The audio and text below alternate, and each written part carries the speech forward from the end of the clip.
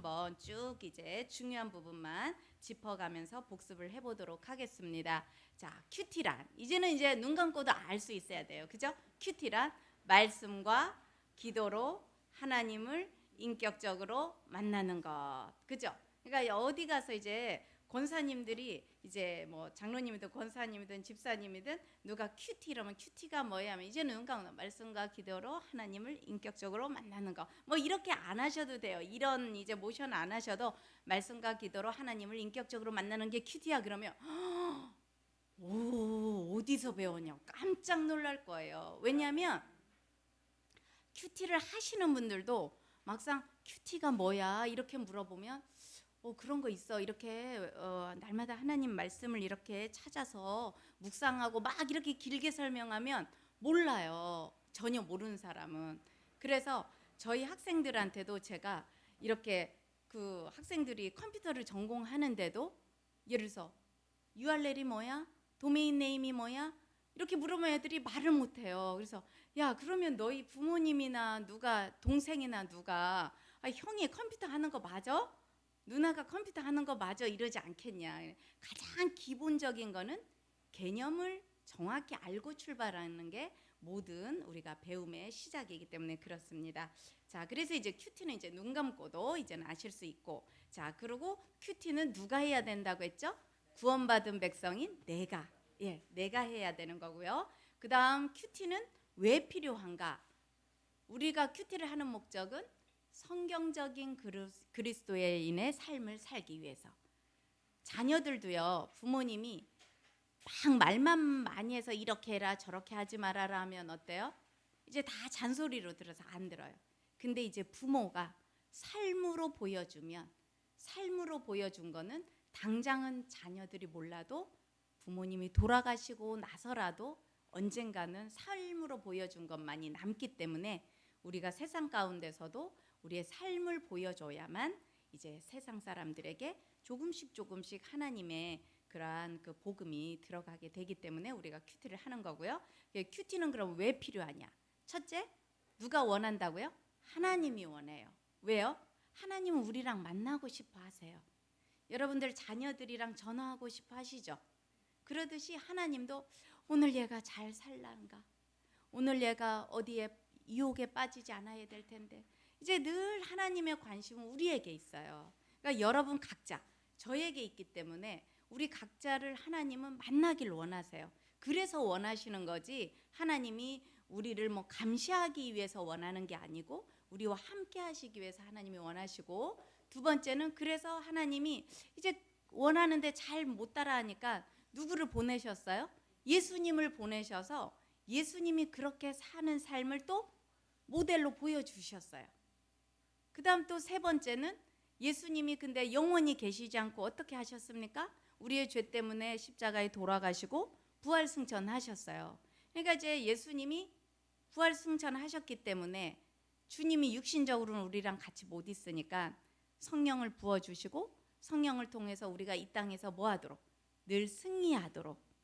그래서 우리가 영적 승리를 위해서 큐티가 필요하고, 그 영적 승리를 하려면 우리의 삶에 뭐가 있어야 됩니까?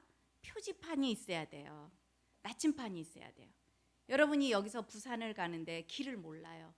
그러면 우리가 내비게이션을 따라가면 제대로 가듯이 우리의 삶도 우리가 내일이 어떻게 될지 몰라요. 그죠? 오늘 이 예배가 끝나서 교회 문을 나서는 순간도 우리는 몰라요. 한 치 앞을 모르는 게 우리의 인생이기 때문에 우리의 인생의 삶의 이 방향 안내를 받으려면 뭐가 필요하다고요? 이 하나님의 말씀이 필요하다는 거죠. 그래서 큐티가 필요하고, 그렇게 할 때 우리가 오늘 배웠듯이 오늘 말씀을 들었듯이 우리의 믿음이 우리의 영적인 상태가 조금씩 자라게 되는 겁니다.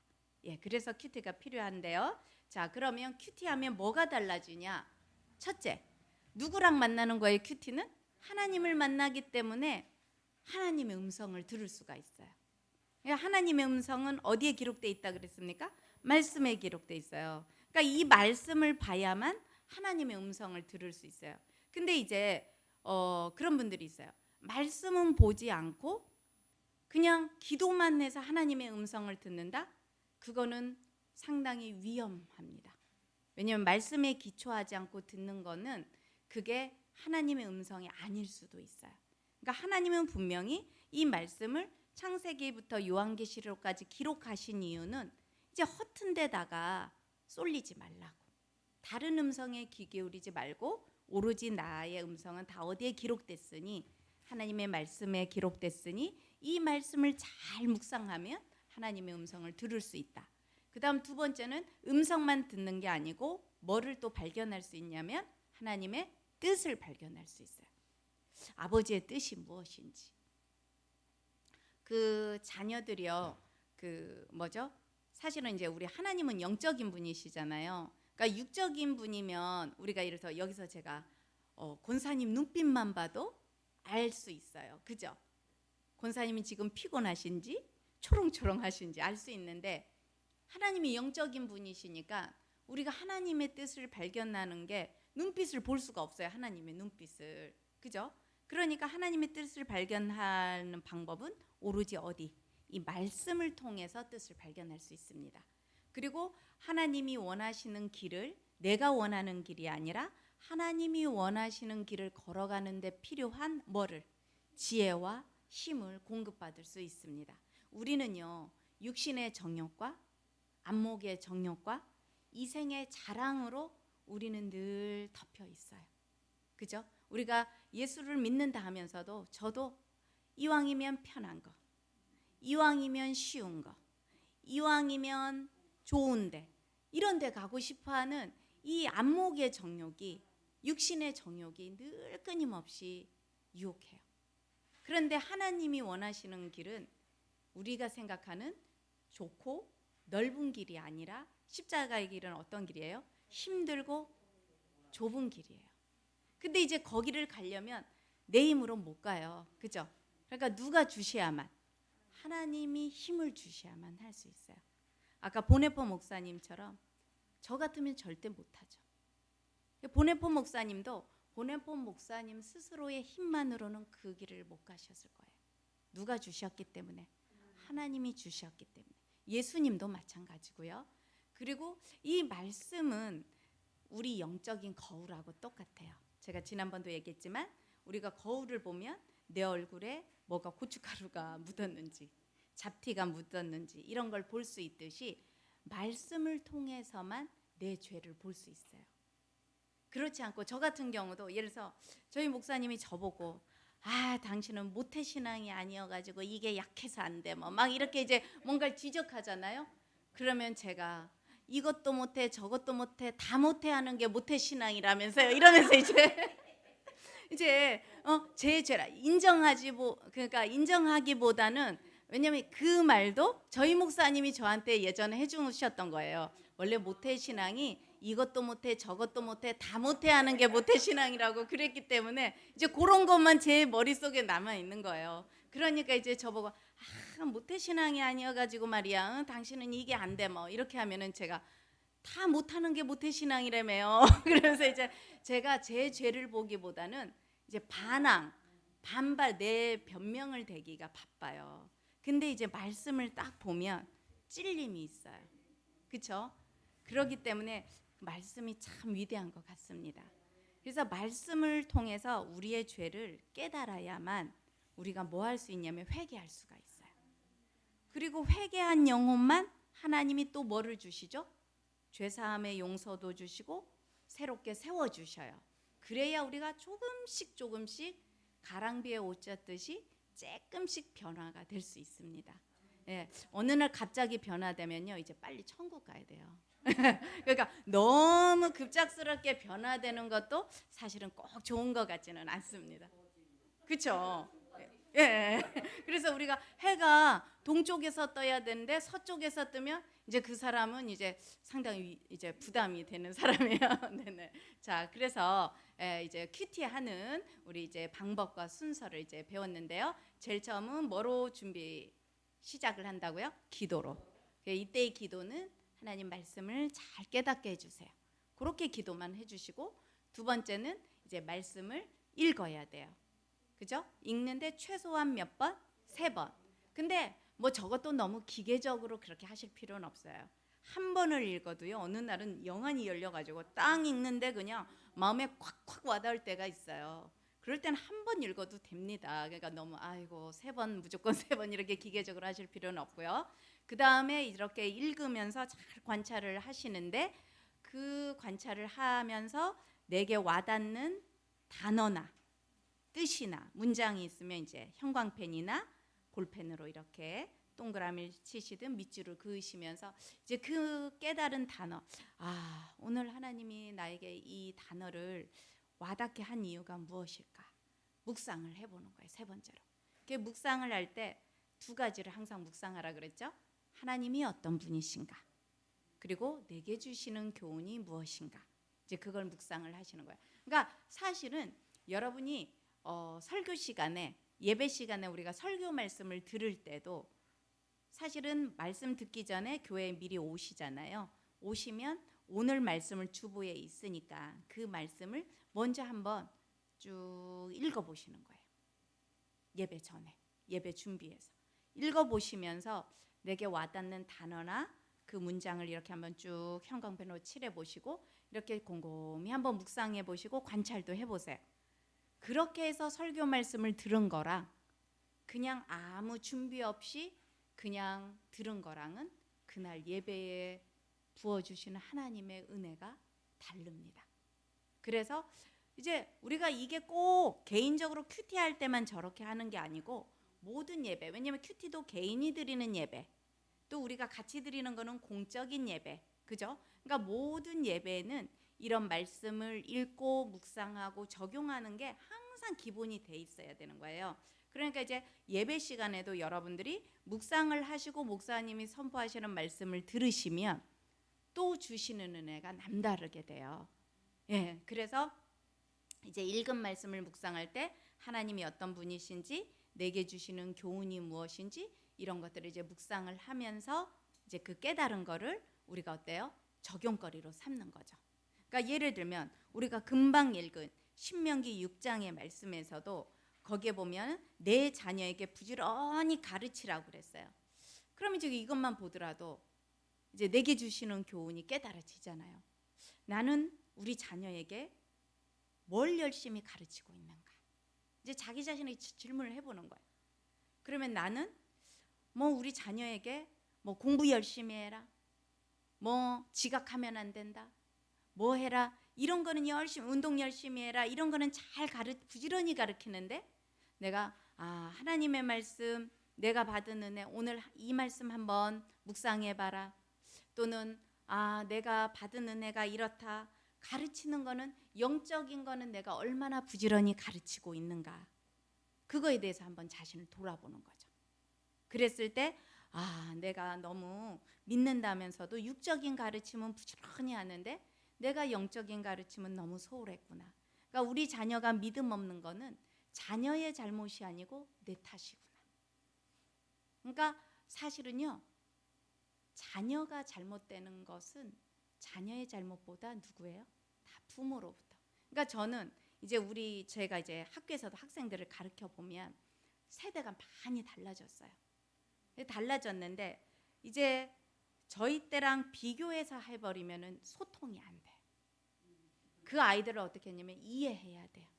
그리고 그 아이들이 그렇게 자란 것에 대해서 아이들을 질타하는 게 아니고 부모 세대인 우리를 질타해야 되는 거를 많이 느낍니다.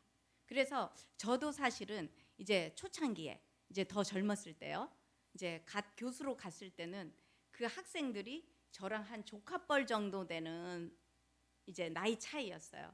그러니까 그때는 제가 막 아이들이 이렇게 버릇없게 행하거나 막 졸거나 막 떠들거나 막 이러면은 바로 제가 그냥 직설적으로 혼을 냈어요. 그래서 야, 너 나가. 너 때문에 수업이 안 되니까 나가. 너 오늘 결석이야. 막 이렇게 이제 아이들을 막 혼내고 그랬었어요. 근데 지금은요, 그 아이들이 다 제 자녀 또래인 거예요. 그러니까 이 아이들이 조카가 아닌 제 자녀 또래 되니까 제 마음이 아이고 우리 집 애도 이런데 얘가 이러는 거에 대해서 이제 제가 이제 부모 같은 마음이 되더라고요. 그러니까 지금은 자면 이제 잘 때 자더라도 가만히 냅뒀다가 이제 쉬는 시간 이런 때 가면은 이제 아이고 어저께 뭐 하다가 오늘 이렇게 자냐, 일찍 자야지, 그리고 이 등록금이 얼마니 막 이러면서 이제 좀 좋게 이렇게 타이르듯이 아이들을 얘기를 합니다. 그래서 이제 그런 것이 이제 저도 이렇게 나이가 이렇게 연륜이 되면서 제 마음속에 이렇게 제 자신을 먼저 보니까 관대하게 되더라고요. 그러니까 옛날에는 제 자신의 잘못보다는 내가 그 아이들의 부모 세대가 아니니까 그 공감이 안 되니까 아이들을 혼내는 데만 넌 왜 그래 뭐 이런 식으로만 됐는데, 이제는 제 자녀 또래로 보니까 그래 네가 이렇게 된 거는 네 탓이라기보다는, 물론 그 아이의 탓이 전혀 없는 건 아니에요, 그죠? 그 탓이라기보다는 너를 잘못 키운 우리 부모 세대의 탓이다. 그래서 사실은 우리 한국 교회에 교회 학교가 많이 무너지고 또 이렇게 자녀들이 많이 이렇게 세상 속으로 가고 믿음으로 못 들어오는 이유는 부모인 우리부터 회개를 해야 된다고 저는 생각을 해요. 왜냐? 우리가 이렇게 말씀대로 살지를 못한 거예요. 우리는 교회에서 성경 공부하는 것보다 세상에서 1등 하는 것이 더 이제 우리한테는 더 우선순위가 큰 거죠. 다른 게 우상이 아니고 그게 우상인 거죠. 그래서 이런 부분을 이제 묵상을 할 때도 이제 적용할 게 나오죠. 그러면 그래, 내가 이제는 요즘 얼마나 좋아요, 카톡이나 이런 게 있어서 우리 자녀에게 듣든지 안 듣든지 얘가 보든지 안 보든지 내가 꼭 하루에 한 번씩, 예를 들어서 내가 말씀 간단한 구절이라도 보내줘야 되겠다. 이제 그런 거 하나부터 이제 우리가 적용을 삼으시면 되고요. 그런 적용할 것들을, 자기가 깨달은 것들을 기록을 해봐야 돼요. 오늘 이제 기록하고 기도하고 나누는 것들을 오늘 배워보도록 하겠습니다. 그래서 그 다음 거는 그냥 쭉 넘어가고요. 이제 오늘 배울 거, 기록하는 거, 이제 적용까지 지난주에 우리가 배웠는데요. 이제 오늘 기록하는 방법에 대해서, 뭐 기록은 달리 뭐 방법이 특별한 건 없지만요. 71페이지 볼게요. 우리가 이제 묵상하고 적용한 말씀을 노트에 어딘가에는 기록해 보는 것이 상당히 중요해요. 그래서 이제 젊으신 분들은 요즘은 핸드폰이 있어서 핸드폰에도 기록할 수도 있고요. 이제 연세가 있으신 분들은 집에 이렇게 성경책 옆에 노트 같은 거 두셔가지고 노트에다가 기록해 보시면요, 그게 나중에 자녀들에게 엄청난 믿음의 유산이 돼요. 그러니까 자녀들한테 물려줄 거 없으시잖아요, 다른 거. 그러니까 우리가 물려줄 수 있는 건 믿음밖에 없는데, 그 믿음이 어떻게 보면 우리 자녀들에게 가장 큰 수천억 대의 돈보다도 더 큰 유산이 됩니다. 자, 그래서 기록을 왜 해야 되냐면은, 이게 그냥 머리로만 느끼면 오래 안 가요. 그리고 잊어버려요. 그래가지고 우리가 글을 쓰게 되면 우리가 묵상하고 적용할 것들을 좀 더 정리가 되고 체계적으로 이렇게 마무리를 할 수가 있습니다. 그리고 글을 쓰면 나중에 잊어버리지 않고 어떻게 된다고요? 영적 유익을 위해 쓰는데 도움이 돼요. 그러니까 예를 들어서 내 목장에 어떤 분이 되게 힘들어하고 있어요. 근데 내가 옛날에 어떤 말씀으로 은혜 받은 그 어려움을, 나도 그런 어려움이 있을 때 이겨냈던 그 묵상거리를 내가 알려주면 100마디 전도하는 것보다요, 그게 훨씬 더 효과가 있어요. 그리고 입으로는 우리가 큐티를 잘할 수 있어요. 근데 이제 기록을 하다 보면은 이게 어려워질 수도 있어요. 이제 처음에 안 하던 걸 하려니까 쉽지 않죠. 근데 그냥 간단하게라도 쓰는 거를 하다 보면 이 펜의 힘이 그래서 무섭다는 거예요, 기록을 하면. 그래서 여러분들이 이렇게 기록을 하면 나중에 이제 목장에서 나눔을 할 때도 훨씬 더 막 중언부언하지 않고 막 말이 횡설수설하지 않고 깔끔하게 잘 또 나눌 수도 있습니다. 자, 그러면 이제 기록하는 방법은 어떤 방법이냐면, 첫째, 나의 마음과 육신의 상태, 감성적인 부분 등을 이렇게 고백하는 내용을 기록할 수 있어요. 마치 일기를 쓸 때요, 똑같아요. 이게 영적 일기와 같은 거랑 똑같거든요. 오늘 참 이렇게 날씨가 너무 청명해서 하나님이 창조하신 그 창조의 섭리에 내가 또 한번 너무 감사하게 되는 날이다. 뭐 이렇게 우리가 쓸 수 있잖아요. 일기를 쓰게 되면. 그러듯이 그 오늘 깨달은 이 말씀을 묵상한 데서 내가 느끼는 마음의 상태, 또 내가 겪는 육신의 상태, 이런 것들을 고백하는 내용을 쓸 수 있고요. 두 번째는 뭐냐면은 날짜를 쓰는 것도 중요합니다. 그리고 날씨도 써보는 것도 중요해요. 근데 뭐 날씨는 꼭 쓰진 않으셔도 돼요. 그리고 내가 잡은 주제, 내가 오늘 깨달은 말씀의 중요한 요절, 아까 왜 밑줄을 그으라고 그랬잖아요. 아까 예를 들면 신명기 6장, 뭐 예를 들어서 오늘 내가 읽은 말씀이 6장 1절에서 9절인데 7절 말씀이 내 자녀에게 부지런히 가르치며 집에 앉았을 때이든지 길을 갈 때이든지 누워 있을 때이든지 일어날 때이든지 이 말씀을 강론할 것이며, 이 말씀이 내가 오늘 깨달아졌다면 이거를 이제 쓰면서 거기서 여러분이 깨달은 거와 그 다음에 내가 적용할 거를 이제 거기다 쓰시면 돼요. 그래서 그럴 때 그 새로운 깨달음을 말씀과 함께 그렇게 써놔야만 내가 몇 장 몇 절에서 은혜를 받았는지, 내가 몇 장 몇 절에서 하나님을 만났는지, 내가 몇 장 몇 절에서 교훈을 깨달았는지 이거를 나중에 이제 봤을 때 더 명확하게 알 수가 있어요. 자, 그렇게 하면서 어떻게 하면 나에게 주시는 말씀으로 이제 써내려 가는 거예요. 그러니까 본문 말씀은 예를 들어서 이스라엘아 들으라, 우리 하나님 여호와는 오직 유일한 여호와이시니, 이 말씀을 내가 깨달았어요. 그렇지, 하나님은 유일한 여호와, 유일신 하나님이시구나, 이걸 깨달았어요. 그러면 이 본문 6장 4절 써놓고 그 밑에다가 나는 참 옛날에는 하나님을 믿지 않는 정말로 그 무신론자였다.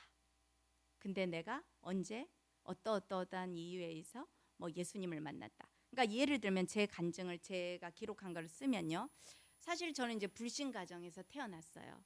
그리고 저희 집은 아버지는 무신론자, 엄마는 이렇게 무당 이런 거, 왜 그러니까 신앙이 뭐 초파일에는 법당에다가 뭐 좀 갖다 주시고, 또 뭐 제가 이렇게 개에게 물려서 다치면 또 무당을 뭐 이렇게 부르셔가지고 또 이렇게 그 푸닥거리를 하시고, 또 이제 집안에 이렇게 1년에 한 몇 번은 또 뭐 농사 이런 것 때문에 또 무당이 와서 한 며칠 또 굿을 했었어요.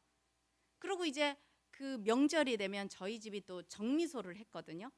그러면 이제 그 정미소에 또 아버지가 집에서만 제사를 드리는 게 아니고 또 정미소에 이제 사고 나지 말라고 또 거기에 이제 그 돼지 머리하고 그 뭐 술하고 해가지고 그 초석 있죠, 제사 이제 가서 절하려고. 그러면 이제 항상 거기에 이제 그 동행인이 보조인이 누구였냐면 저였어요.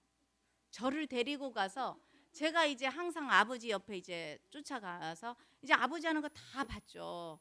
그렇게 하면 그 기계 있잖아요, 정미소에 있는 기계 앞에다 그 돼지 머리랑 놓고 그렇게 했고요. 그다음에 제가 지난번에도 얘기했지만 저희 그 시골 집에 그 동네에 딱 들어오는 첫 초입에 뭐가 있었냐면 법당이 있었어요. 그 법당이 이제 저희 고모부가 모시는 법당인데 그 법당은 날마다 청소를 해야 되더라고요. 근데 이제 제 사촌이 저랑 동기 똑같은 나이인 사촌이 있는데 이제 걔가 법당 그 집에 이제 자녀들이 청소하는 날이 당번이 있어요. 그럼 이제 걔랑 저랑 놀다가 야 법당 청소하러 가자 그러면 저도 이제 같이 따라가는 거예요. 그러면 이제 또 걔는 거기 가면 이제 제 다 기억나요. 그 가운데는 노란 부처님상, 양쪽에 작은 뭐 부처상 이렇게 쫙 있고 이제 뭐 그 향로가 있으면 이제 또 걔가 거기 가서 청소만 하는 게 아니에요. 저보고 뭐라면 이제 절을 먼저 해야 된대요. 그래서 뭐 막 절하는 법이 있어요. 뭐 여러 번 반복하더라고요. 그 절을 다 하고 나서 이제 그 법당 소지라고 그러더라고요, 청소를. 그 법당 소지를 하는데 그것도 제가 얼마나 열심히 했는지 몰라요. 그래가지고 제가 이제 그 학교를 다닐 때 친구들끼리 교회 다니는 친구, 뭐 불교 믿는 친구 다양하잖아요. 그럼 또 친구들끼리 이제 논쟁이 붙어요. 이제 교회 다닌 애들은 하나님만 유일신이다. 그러면 이제 교회 안 다니는 불교 믿는 애들은 부처님이 최고다. 그러면 이제 저는 거기에서 어떻게 하냐? 아무것도 최고가 아니다. 네. 그렇게 제가 하나님을 그런 독선이 어디 있어? 제가 그랬었어요. 어떻게 네가 믿는 하나님만 최고라고 할 수 있어? 그럼 부처님은 왜 있냐? 공자님은 왜 있냐? 막 저는 이제 마치 포용력이 넓은 애처럼 얘 말도 들어주고 얘 말도 들어주고 하는 것처럼 제가 막 그 하나님을 믿지 않았었어요. 근데 이제 제가 어려서부터 엄청 저는 약하게 태어났어요. 그래서 3일에 한 번씩 병원을 다녀야 됐어요. 노후상 감기를 달고 살았으니까. 근데 저희 큰언니가 이제 예수를 처음 믿었는데 제가 초등학교 4학년 때까지 골골 인생이었어요. 노후상. 그래서 저는 개근상은 받아보지를 못했고요. 정근상도 못 받았어요. 왜냐면 결석이 너무 많으니까. 그랬는데 저희 언니가 타 지역에서 근무하다가 이제 공무원이어서 발령이 나서 저희 시골 집에서 출퇴근하는 거리로 발령이 났어요. 그러면서 언니가 이제 저랑 같이 살게 됐는데 언니가 이제 예수 믿어야 네가 건강해지고 너는 예수를 꼭 믿어야 돼. 이제 언니는 부모님은 전도하기가 너무 무섭고 만만한 게 누구예요? 이 여동생인 저. 그래가지고 저는 지금도 제가 저희 언니가 이제 그때는 저희 시골집에서 교회까지가 걸어서 제 걸음으로 한 25분 30분 거리였어요. 버스가 없었어요. 그런데 언니가 저 손을 잡고 항상 왔다 갔다 할 때 뭐냐면 주는 나를 기르시는 목자요 나는 주님의 어린 양 그걸 항상 불러줬어요. 그래서 제가 제일 처음 배운 찬송이 바로 그겁니다. 그랬는데 이제 그 언니가 저를 손잡고 왔다 갔다 할 때 항상 들려주신 말씀이 뭐냐면 하나님 말고는 다 거짓이야. 하나님만 믿어야 우리는 살 수 있어. 그러니까 유일신 하나님을 언니가 늘 저에게 전해주셨고요. 근데 이제 저희 집에 아까도 얘기했듯이 버스가 없으니까 언니가 이제 공무원이니까 어떨 땐 비상근무하면 막 밤 10시 이렇게 이제 퇴근해서 올 때가 있어요. 근데 언니가 그 밤거리를 시골 밤거리를 걸어서 오는 거예요. 그래서 제가 언니한테 물었어요. 언니 무섭지 않아? 왜냐면 저희는 어렸을 때요. 거기 제주도 시골이니까 막 그 소나무 숲도 있고 막 이래가지고 또 옛날 그 전설의 고향이 많잖아요. 그래가지고 저희 어렸을 때 늘 귀신이 항상 귀신이 있다라는 것이 늘 해서 야 저기서 올 때는 저쪽 그 봉우리에서 귀신이 날아간다 뭐 이런 게 늘 있으니까 밤에 무서워서 다니질 못했어요. 그리고 시골이니까 얼마나 적막해요. 근데 제가 물었어요 언니한테. 언니는 여자 혼자가 그 무섭지 않아? 그랬더니 왜 무서워? 그러더라고요. 그래서 아니 무섭지 다 귀신 나오는데 막 이랬더니 야 귀신이 어디 있냐? 그러면서 귀신은 다 예수의 이름으로 물리치면 아무렇지 않다고. 그래서 그럼 언니는 어떻게 하면서 오는 거야? 그랬더니 그때 그 뭐죠? 예수 천국 불신지요. 이제 그거를 늘 외우고 언니는 내가 늘 찬송을 불러. 찬송을 부르면 하나님이 함께 하시기 때문에 하나도 두렵지 않다고. 근데 저희 둘째 언니가요. 저희 둘째 언니 이제 그때 믿지 않았 저기 부산에서 직장을 다니기 전이었구나. 고등학교 때인데 저희 둘째 언니는 믿지 않을 때였는데 저희 둘째 언니는 진짜 그 귀신에 정신이 팔려 버렸어요. 어떻게 하냐면 친구 집에 가서 시험 공부하다가 밤늦게 12시인가 집에 오는데 그 동네 입구에서 하얀 그 우리 동네 할머니가 친척 할머니가 머리가 하얘니까 하얀 소복에 하얀 할머니가 있으니까 친척 할머니인 줄 알고 이제 자기가 막 무서워서 했는데 반갑게 그 입구에 있으니까 저희 둘째 언니가 할머니 왜 밤 늦은데 여기 있어요? 딱 갔더니 아무도 안 보인 거예요.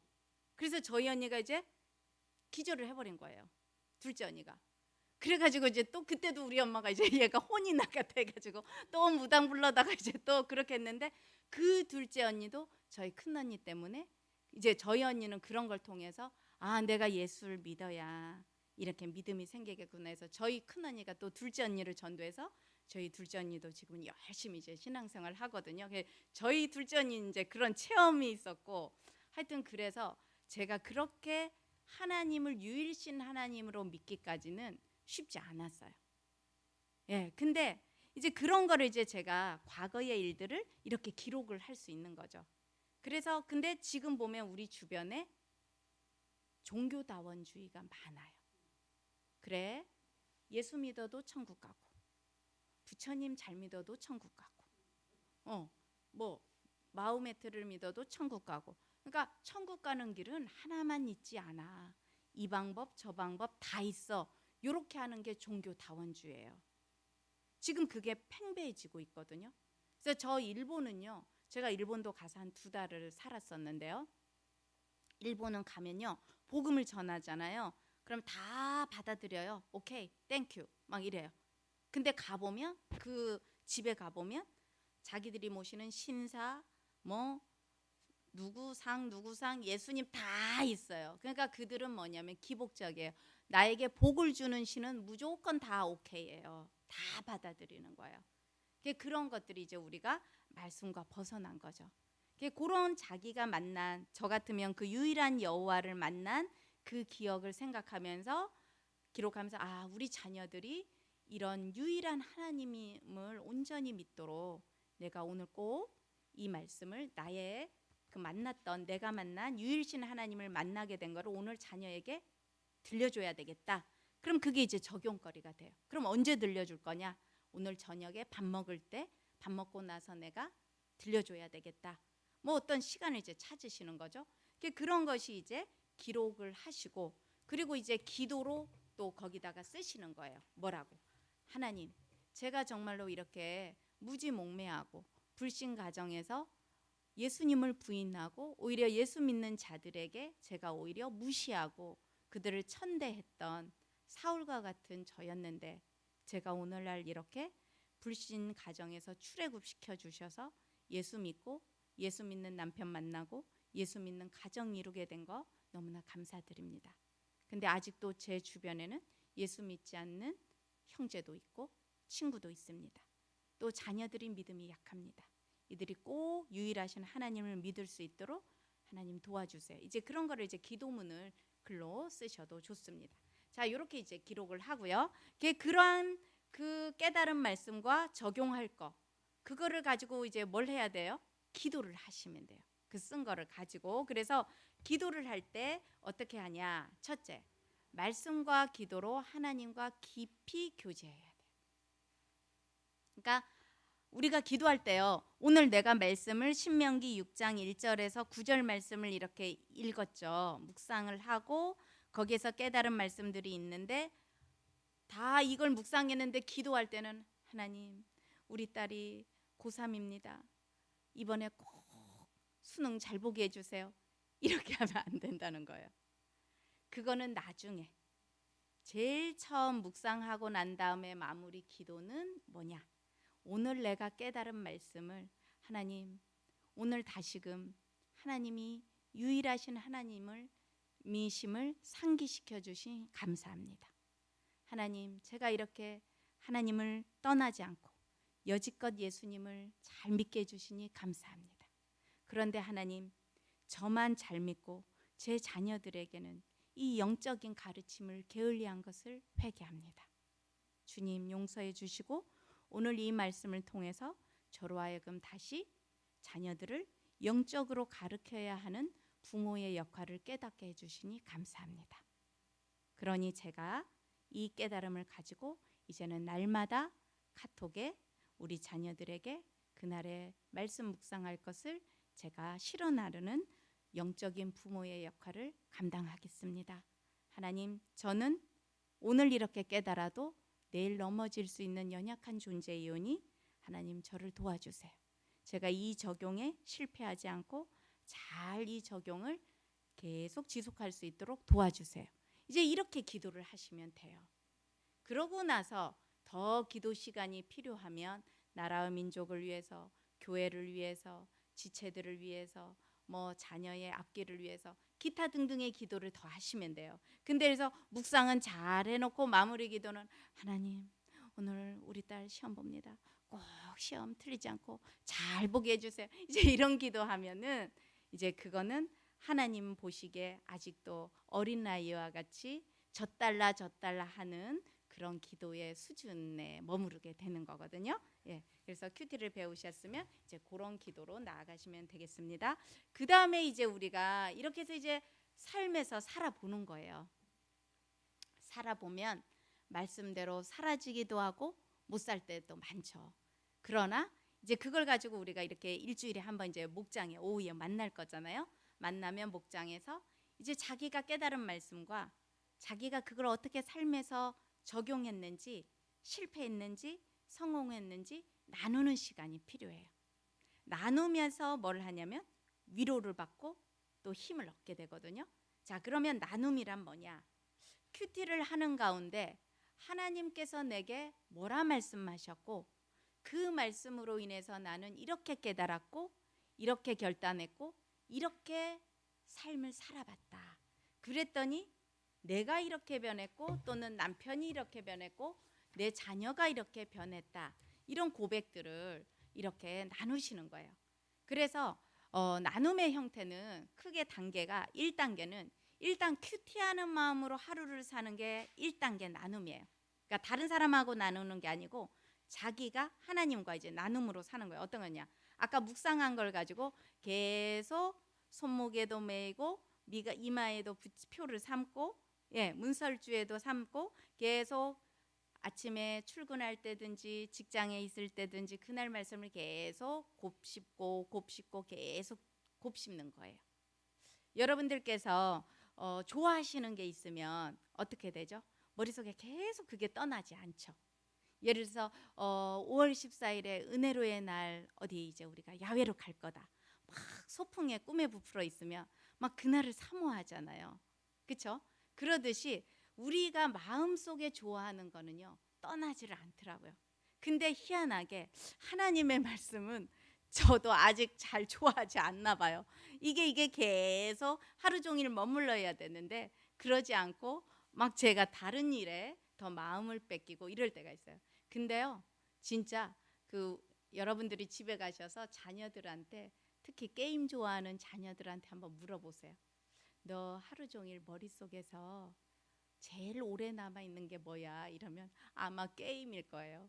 저는 제가 그 경험이 있어요. 왜냐하면 제가 컴퓨터 학과를 대학교 때 이제 처음 가서 컴퓨터를 봤잖아요. 그 당시는 집에 컴퓨터가 없었어요. 갔는데 어머, 저보다 컴퓨터 잘하는 애들이 너무 많은 거예요. 남학생들이.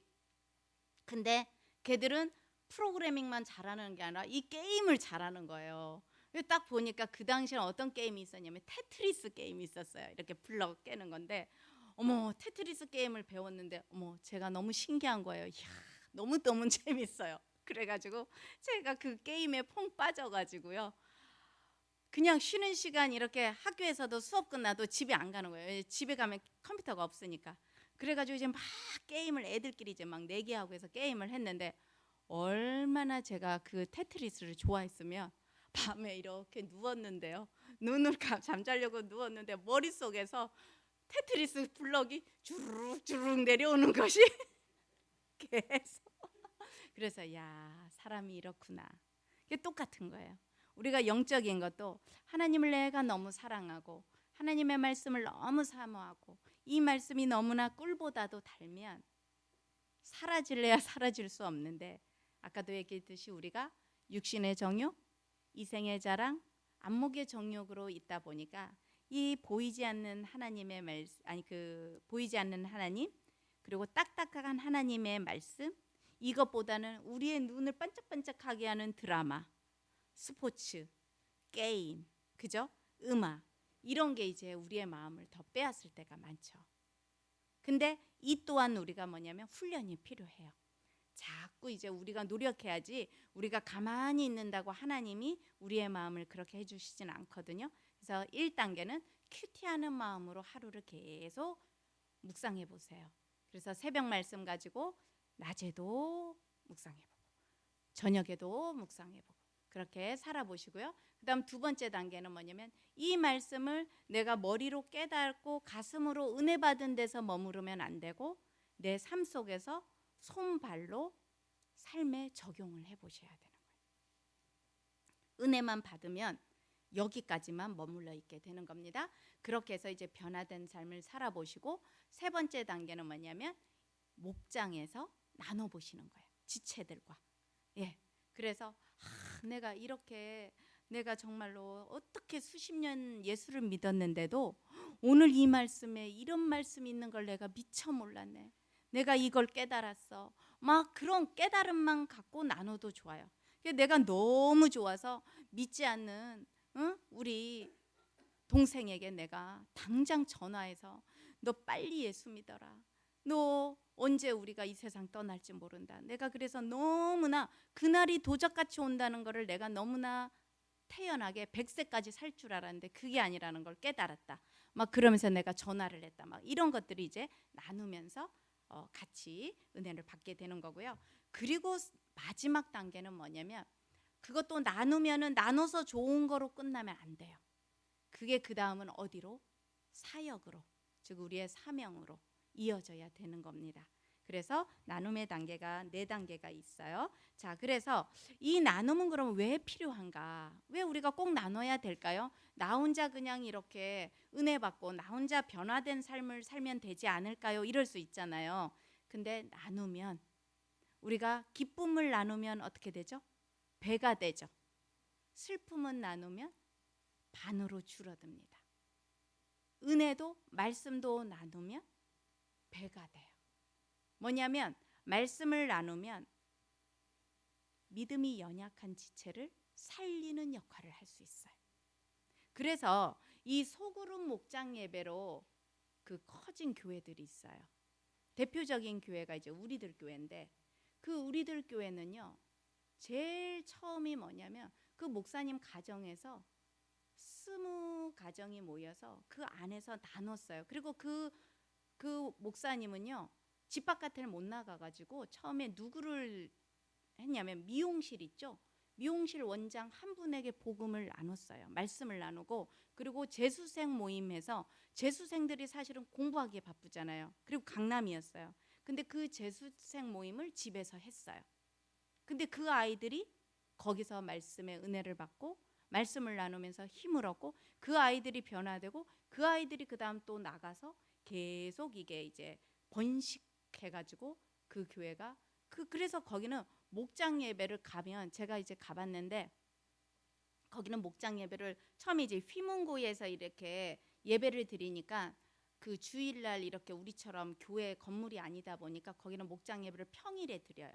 목요일이나 이럴 때 드리는데 저도 목장 예배 참석했었거든요. 가보면 평일날요 아침 10시부터 드리잖아요. 3시까지도 안 끝나. 그러니까 예배 드리다가 밥을 먹어요. 밥 다 먹으면 밥상 치워놓고 그 다음에 티를 마시면서 또 나눠요. 거기서 이제 그 리더가 말씀에 처방도 해주고 막 그러더라고요. 근데 진짜 고난이 말도 못한 분들이 많아요. 근데 그분들이 그 목장을 사모하는 이유는 그 나눔에서 다른 지체, 그러니까 먼저 고난을 받았던 분들의 그 나눔이 다른 고난을 받고 있는 그 아직 하나님도 모르고 믿음도 연약한 자들의 믿음을 견인해 주더라고요. 그러니까 이제 살아나니까 이제 사람들이 힘들어도 어디를 그 목장을 사모하더라고요. 그래가지고 제가 이제 가서 참 그런 거를 많이 놀랬거든요.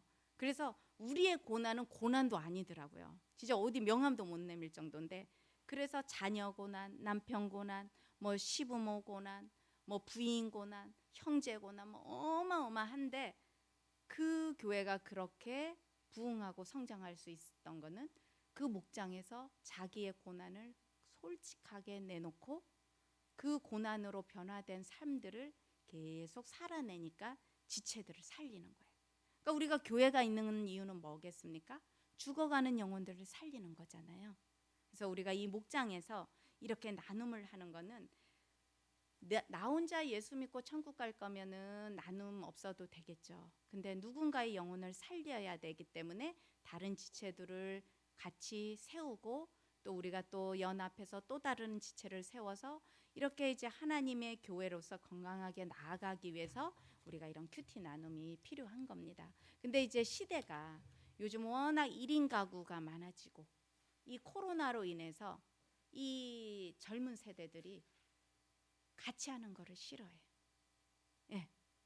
그러니까 뭔가를 같이 하는 걸 싫어하고 연합하는 걸 싫어하고 남한테 피해 주기도 싫고 나도 피해 받기 싫다.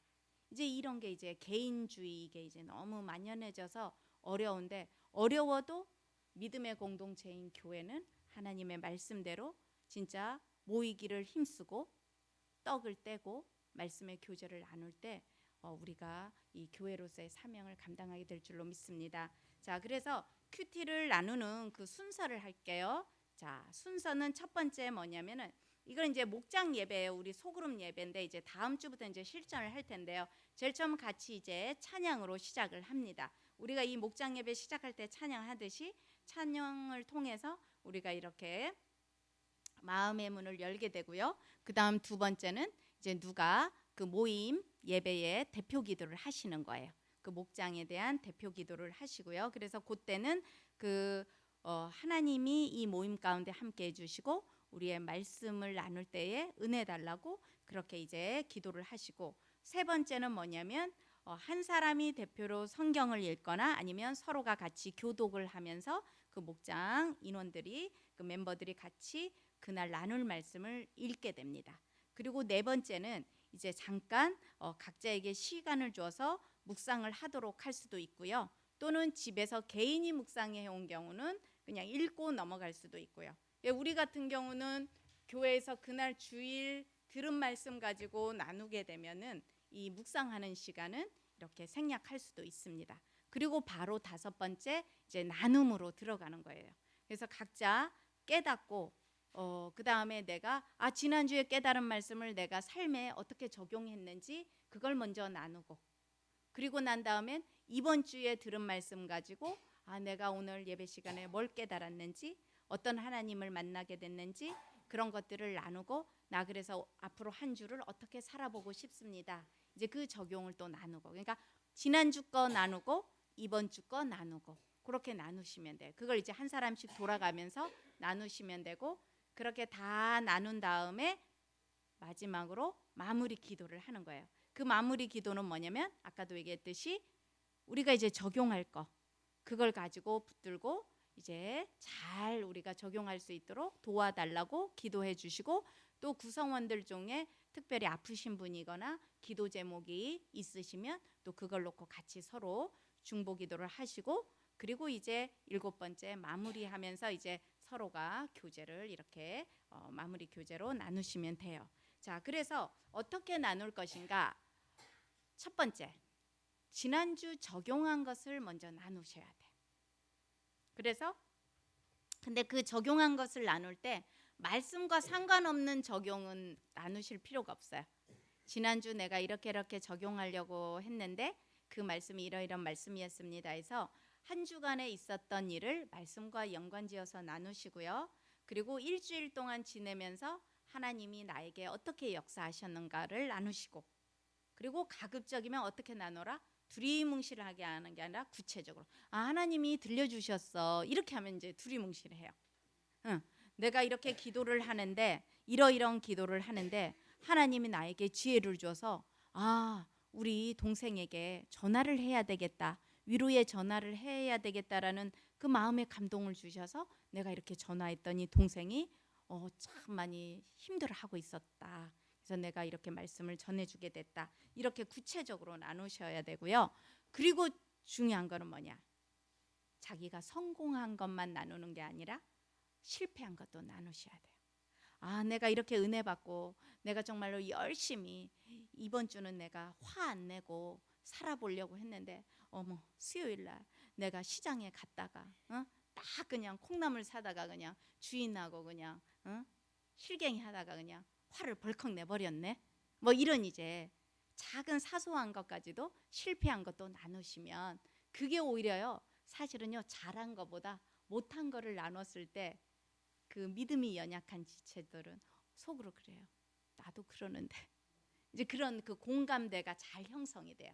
그래서 너무 잘한 것만 나누시면요 그 믿음이 연약하거나 새가족이나 이런 분들은 어떻게 보면 난 언제 저렇게 되지 언제 저렇게 되지 하는데 막 실패한 거를 나눠야 나도 그랬는데 그렇게 하면서 이제 힘을 얻습니다. 그리고 나눔을 너무 은혜를 끼치려고 이렇게 그 과대 포장하시면 안 돼요. 그리고 너무 막 설교식으로 지루하게 해서도 안 돼요. 막 가르치려고 가끔 보면은 제가 예전에 이제 그 섬기던 교회에서 목장 예배 할 때 보면은 막 어떤 분이 성경 공부처럼 막 이제 뭐 어디 자기가 주석을 찾아봤더니 이게 뭐 무슨 말씀이고 막 가르치려고 그러시는데, 그러다 보면 한 분이 너무 나눔이 길어져서 다른 분들이 시간이 부족해요. 그렇게 하지 않도록 하시면 좋고요. 그리고 다른 사람의 나눔을 함부로 평가하거나 비판하시면 안 돼요. 그냥 들어주시고 그래요, 힘내세요. 왜냐면 각자의 믿음의 수준이 다 다르기 때문에. 근데 아이고 권사가 돼가지고 그러면 되겠어 뭐 이러시면 안 돼요. 그러면 이제 실족해져가지고 나 다음부터 목장에 이제 안 나갈래 뭐 이렇게 돼버릴 수 있어요. 그러니까 서로가 목장에서는 뭐냐면 우리가 수십 년을 믿건 그죠? 몇 년을 믿건 다 백지장 한 장 차이 아니겠습니까? 그러니까 서로 격려해 주시면서 같이 기도합시다 이렇게 하면서 위로해 주시면 좋고요. 그리고 리더는 이 나눔 시간을 잘 조절하셔야 돼요. 어떤 분이 막 혼자 그냥 너무 장황하게 하면, 근데 이제 가끔은 그럴 때도 있어요. 이분이 너무 고난이 심해, 너무 힘들어가지고 막 본물처럼 터져 나올 때가 있어요. 그런 거를 이제 분별을 잘 해야 돼요. 그럴 때는 집사님 시간 너무 많이 쓰고 있어, 다른 분도 해야 되니까 이제 그만해 이렇게 해버리면 안 돼. 그럴 때 지금은 오늘은 저분 한 분의 나눔으로도 우리는 족하다. 왜냐하면 그 사람들이 극단적인 선택을 하는 경우에 가장 큰 위험이 뭐였냐면은 자기 속 얘기를 말할 한 사람이 없어서 극단적인 선택을 하는 경우가 많대요. 그러니까 우리가 이제 나눔을 하다 보면 어떤 날은 어떤 분이 너무 이제 이렇게 얘기 못 하다가 본물이 터져 나올 때가 있어요. 그것도 이제 성령께서 그렇게 역사하시는 거기 때문에 그럴 때는 오늘은 저분의 얘기를 우리가 끝까지 들어줘야 되겠다. 이제 그런 마음을 가지시면 되겠습니다. 자, 그럼 이제 큐티 나눔할 때 이제 주의 사항이 있는데요. 주의 사항은 뭐냐? 첫째, 서로의 비밀을 지켜주어야 해요. 그러니까 목장에서는 목장에서 나눈 거로 우리가 기도 제목을 삼아야지. 아이고 세상에 그 권사님 믿음 좋은 줄 알았더니 그렇지가 않았네. 뭐 이제 다른 사람한테 가서 전화하고 막 그러시면 안 돼요. 그게 이제 우리가 나눔을 할 때 주의해야 될 거고요. 두 번째는 한두 사람이 그 목장을 다 독점해서는 안 돼요. 그러니까 나눔을 독점해서 안 되고요. 그리고 서로 어떻게 해야 되냐면 진실한 나눔이 되어야 돼요. 내가 체면이 있지, 내가 수십 년짜리 권사인데 이거 내가 이런 고백을 하면 이거 창피하니까 이거는 안 되겠다 막 이렇게 하면 안 되고, 솔직한 나눔이 될 때 그 목장이 부흥되고 변화됩니다. 그리고 각자 적용한 것을 나누어야 되고요. 그리고 남의 이야기가 아니라 내 이야기를 하셔야 돼요. 아이고 세상에 그 말씀은 우리 김 집사가 딱 들어야 될 말씀이었어요 막 이렇게 해버리면 안 됩니다. 그리고 새롭게 깨달은 것과 변화된 삶의 부분을 먼저 말해야 돼요. 막 과거 얘기를 많이 하는 게 아니라 내가 이 말씀을 통해서 이렇게 깨달았어요. 그래서 내가 이렇게 살고 싶어요. 근데 과거에는 제가 이랬었어요. 이게 참 부족했었어요.